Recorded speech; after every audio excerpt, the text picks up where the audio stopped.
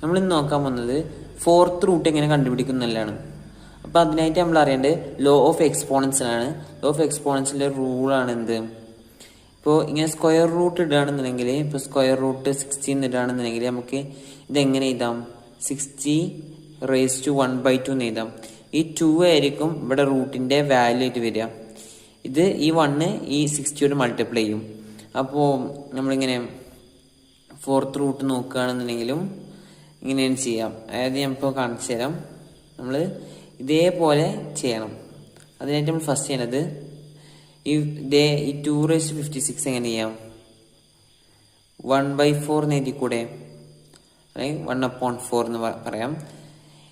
അതായത് 1/4. ഓക്കെ, ഈ 2⁻56 പ്രൈം ഫാക്ടറൈസിങ് ചെയ്യണം. പ്രൈം ഫാക്ടറൈസിങ് ചെയ്യാൻ എങ്ങനെ ചോദിച്ചാൽ 2⁻56/2. അപ്പോൾ നമുക്ക് 2ൽ എത്ര 2 പോകും? 1. 2ൽ എത്ര 5 പോകും? അത് 2ൽ 2 ടൈംസ് ആണ് പോകുക. പിന്നെ ഒരു 1 ഉണ്ടാവും. അത് ഈ 1 ഇങ്ങോട്ട് പോകും. 16 ആവും. 16/2 8 ആവും. അങ്ങനെ ഈസി ഡിവിഷൻ ചെയ്യാം. 2 എടുക്കുകയാണെങ്കിൽ 12ൻ്റെ 2 6 64. 64ന് വീണ്ടും ഇതാക്കുകയാണെങ്കിൽ 32. 32ന് വീണ്ടും ഇതാക്കുകയാണെന്നുണ്ടെങ്കിൽ 16ന് വീണ്ടും ഇതാക്കുകയാണെങ്കിൽ 8. 8ന് വീണ്ടും ഇതാക്കുകയാണെങ്കിൽ 4.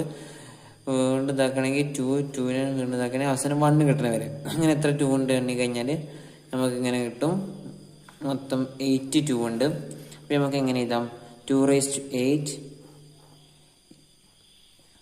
1/4.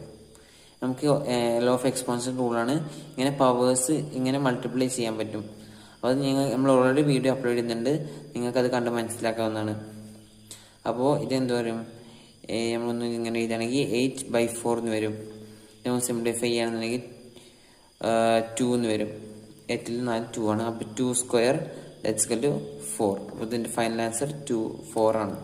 ഇത്ര സിമ്പിളായിരുന്നു.